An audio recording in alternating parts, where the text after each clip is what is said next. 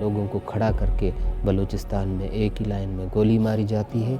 वो एक लम्हे में होती है और सिंध में वही काम 2 दिन में वो अलग अलग लाश गिरा देते हैं।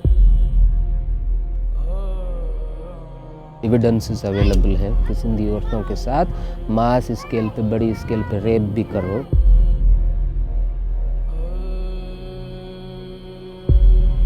सिंध और बलूचिस्तान दोनों जल रहे हैं।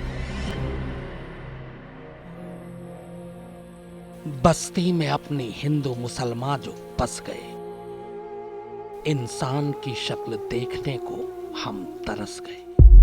तू हिंदू बनेगा न मुसलमान बनेगा, इंसान की औलाद है इंसान बनेगा। सरहद की लकीर के इस पार भी इंसान, सरहद की लकीर के उस पार भी इंसान। इंसान वो भी करोड़ों की गिनती में, मगर न जाने क्यों और कहां ज्यादातर इंसान अचानक गुम हो गए। रह गए तो बस हिंदू और मुसलमान।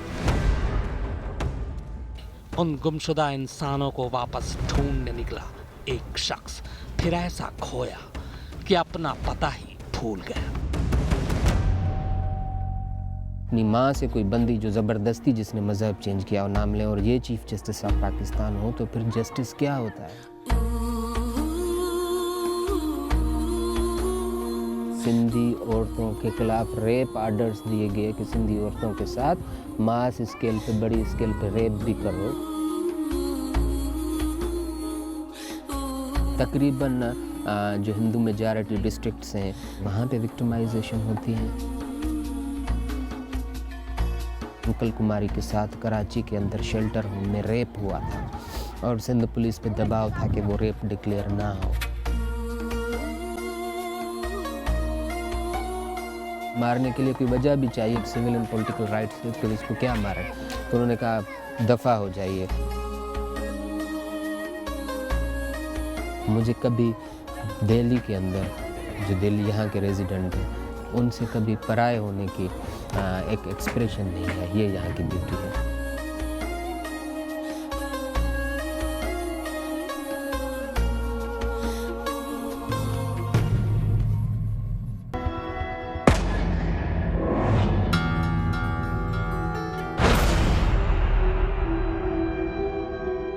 जुल्फ़िकार शाह इंसानियत को ढूंढने निकले थे एक ऐसे मुल्क में जहां उसे बरसों पहले गड्ढा खोदकर दफना दिया गया।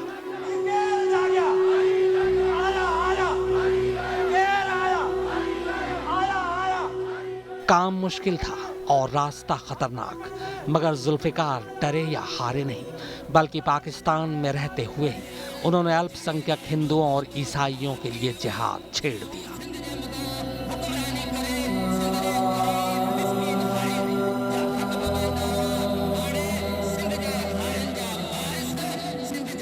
जिहादियों के मुल्क में यह ऐसा जिहाद था जिसमें शामिल होने वालों को जन्नत की हूरों का लालच नहीं दिया गया।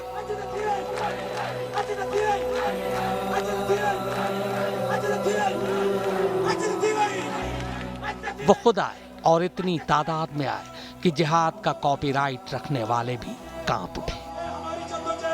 उस वक्त तक जारी रहेगी जब तक इस मुल्क में रहने वाले जिस तरह हमारे हिंदू भाइयों को वहाँ पे विक्टिमाइज़ किया जा रहा है और किया जाता रहा है, उन पे आंदोलन मूवमेंट्स चलाते थे और उनमें सपोर्ट करते थे, उनके साथ जुड़ के चलते थे, उनकी आवाज़ मुख्तलिफ फोरम्स पे रखते थे।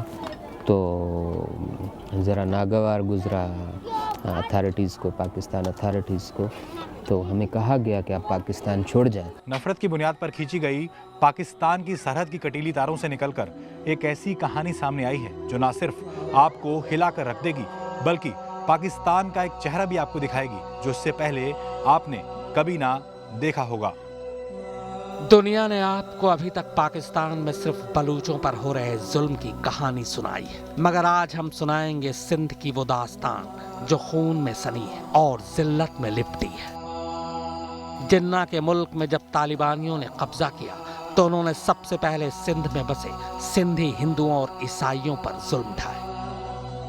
मजहब बदलने से इनकार करने पर मर्दों पर गोलियां बरसाई गईं, औरतों की इज्जत को तार तार किया, और इनकी जमीन पर जबरन कब्जा कर लिया गया।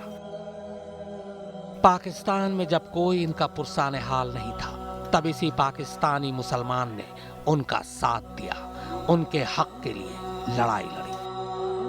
The victimization in the form of rapes of Sindhi Hindu girls and women, in the form of the attacks on their properties, in the form of forced conversion, they are victimized, tortured। और जो चीज़ अब तक disclose नहीं हुई वो ये हुई कि रिंकल कुमारी के साथ कराची के अंदर शेल्टर होम में रेप हुआ था और सिंध पुलिस पे दबाव था कि वो रेप डिक्लेयर ना हो। और ये तब हुआ था जब सुप्रीम कोर्ट ऑफ पाकिस्तान ने रिंकल कुमारी को कस्टडी में, सेफ कस्टडी में दिया था कराची शेल्टर हाउस को। तकरीबन जो हिंदू मेजॉरिटी डिस्ट्रिक्ट्स हैं, हिंदू माइनॉरिटी डिस्ट्रिक्ट्स में तो कुछ और ही होता है, लेकिन जो हिंदू मेजॉरिटी डिस्ट्रिक्ट में वहाँ पे विक्टिमाइजेशन होती है।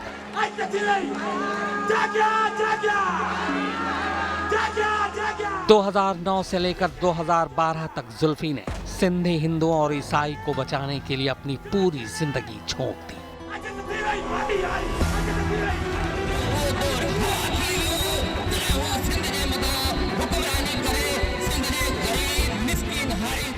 तीन सालों में 1000 से ज्यादा रैलियां करके वो पाकिस्तान में बेसहारा हिंदुओं और ईसाइयों के मसीहा बने।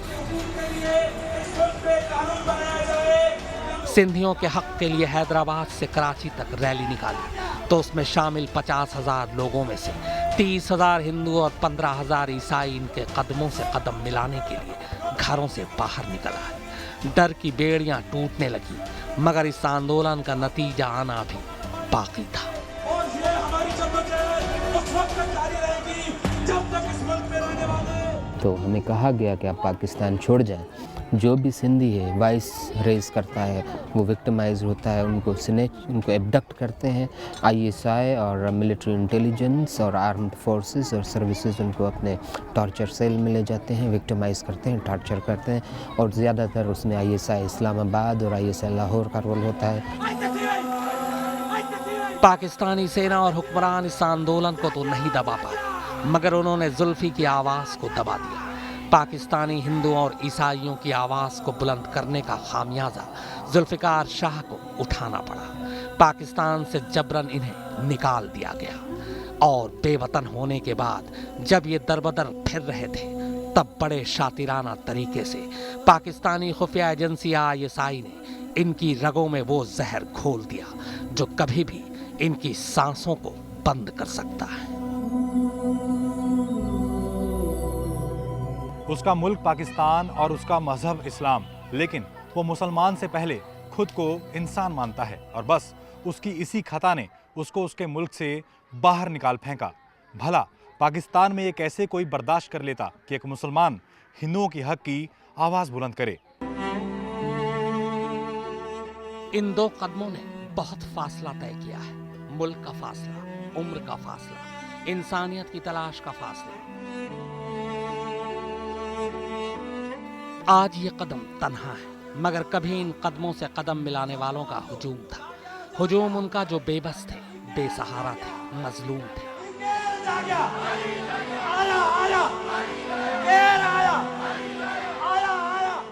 तब इन्हीं दो कदमों ने उन कदमों को सहारा दिया, यकीन दिलाया कि हिंदू मुसलमान कुछ नहीं, पहले इंसान है। मगर ये इसकी गलत फहमी निकली। सारा भरम जल्द ही टूट गया, क्योंकि हिंदू और मुसलमान के बीच का फर्क इतना चौड़ा था कि इंसानियत भी उसे पाट न सकी।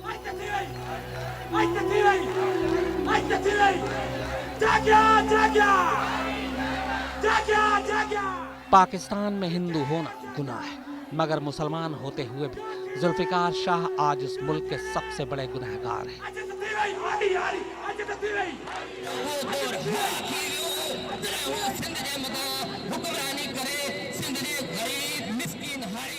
क्योंकि अल्पसंख्यकों की आवाज उठाकर इन्होंने पाकिस्तानी सेना से बैर लिया था, जिसका खामियाजा ये आज तक भुगत रहे। ISI ने इन्हें कहीं का नहीं छोड़ा। मुल्क से निकाले जाने के बाद भी जुल्फी जहां जहां गए खुफिया कदमों ने पीछा किया और मौका मिलते ही इन्हें वो दर्द दिया जिसकी कोई दवा नहीं।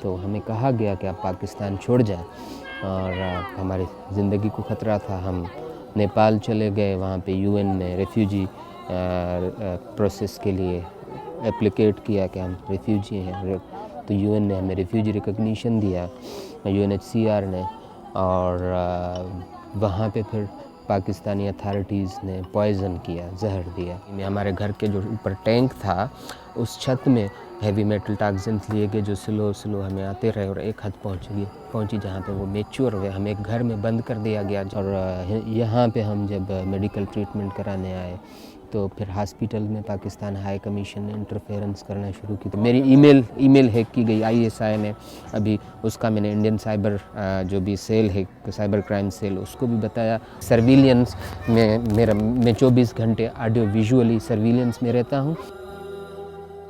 40 की उम्र में जुल्फी ने बहुत कुछ देख लिया।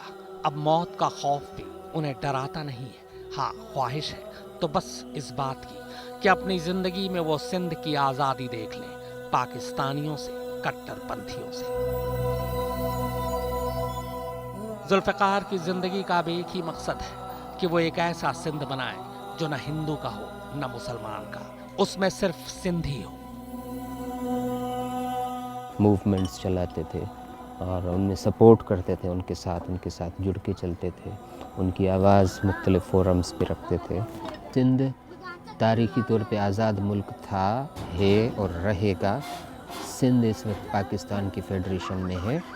बरतानिया साम्राज्य यहाँ से गया तो भारत को आज़ाद किया, श्रीलंका जिस तरह का इन्वेड किया उसको आज़ाद किया, म्यांमार को, बर्मा को आज़ाद किया, सिंध और बलूचिस्तान को पाकिस्तान में ले गए। भाई जब हमें आपने इन्वेड ही अलग मुल्क कंट्रीज़ के तौर पे किया था तो आप हमें किसी और के हैंड ओवर क्यों करके जा रहे हैं आप? सिंध में रहने वाले सिंधियों को जुल्फी ने कभी हिंदू या मुसलमान के तराजू में नहीं तोला। उनकी हर तकलीफ, हर मुश्किल में सबसे पहले खड़े रहने वालों में थे जुल्फी। आज जिसे आप इस हाल में देख रहे हैं वो चंद सालों पहले सिंधियों का सबसे बड़ा रहनुमा था। जब ये सड़क पर उतरते थे तो उनकी एक आवाज पर लाखों का हुजूम होता। तकरीर करते तो जिंदाबाद के नारे लगाने वालों की भीड़ होती।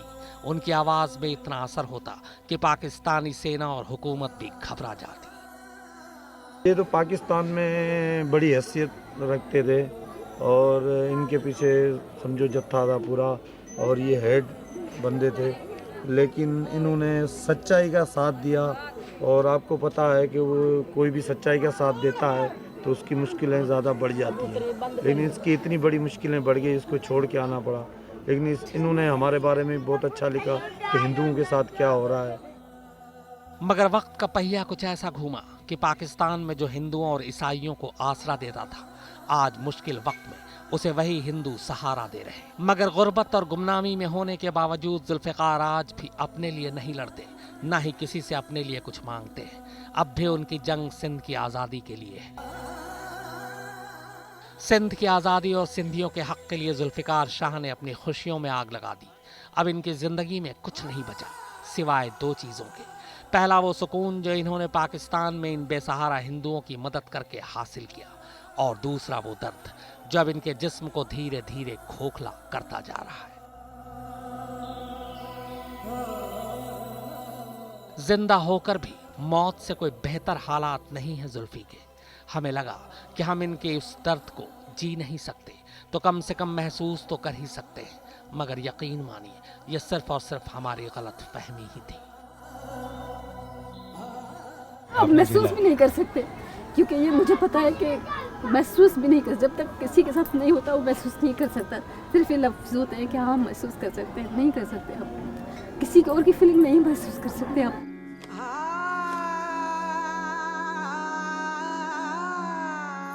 कायदे से समझे तो उन लोगों को इस इंसान की पूजा करनी चाहिए जो खुद को हिंदुओं का रहनुमा कहते हैं, क्योंकि एक मुसलमान होते हुए इसने पाकिस्तानी हिंदुओं के लिए जो कुछ किया उसके बारे में तो हम सोच भी नहीं सकते। लोग तो बस अपना वक्त देते हैं, मगर इसने तो अपनी सारी जिंदगी दे दी, घर दे दिया, वतन दे दिया, सेहत दे दी और अपनी सांसें भी इंसानियत के लिए न्योछावर कर दी। जुल्फ़िकार ने बचपन में कुरान में पढ़ा था कि अपने मजहब को ज़रूर मानो, लेकिन दूसरे किसी धर्म या धर्म को मानने वालों की बुराई मत करो। बस इसी पे अमल करते हुए जुल्फिकार शाह ने पाकिस्तानी हिंदुओं पर होने वाले जुल्म के खिलाफ आवाज उठानी शुरू कर दी, बिना ये सोचे कि यह आवाज पाकिस्तानी हुकूमत को चुभ सकती है। कहता तो पाकिस्तान का संविधान ये है कि वहाँ हर मजहब के लोग रह सकते हैं, रहते भी हैं, बाकी का तो पता नहीं। मगर सिंध से आए 113 हिंदू परिवार वहाँ हर रोज मर मर कर जीते थे। छन छन के दुनिया के पास सिर्फ पाकिस्तान के बलूच लोगों की ही बदहाल तस्वीरें आती हैं। मगर पाकिस्तानी सेना और सरकार ने सिंध में रहने वाले सिंधियों का भी जीना हराम कर रखा है। उन्हें फर्क नहीं पड़ता कि वो सिंधी हिंदू हैं, ईसाई या फिर मुसलमान। सिंध और कराची में रहने वाले हिंदुओं की हालत सबसे बुरी है। वहाँ की हिंदू पंचायत के मुताबिक सिंधी हिंदुओं का जबरन धर्म परिवर्तन कराया जा रहा है। इनकार करने पर मर्दों को गोली मार दी जाती है और औरतों की इज्जत लूट ली जाती है, और ऐसे मामले तकरीबन हर महीने सामने आते हैं। पाकिस्तान से बसेरे की तलाश में भटकते हिंदुओं के दिल में दिल्ली ऐसे बस गई है कि अब वो वापस लौटने को तैयार नहीं। पाकिस्तानी हिंदुओं को लगता है जो बेहतर भविष्य उनको भारत दे सकता है वो कराची या इस्लामाबाद नहीं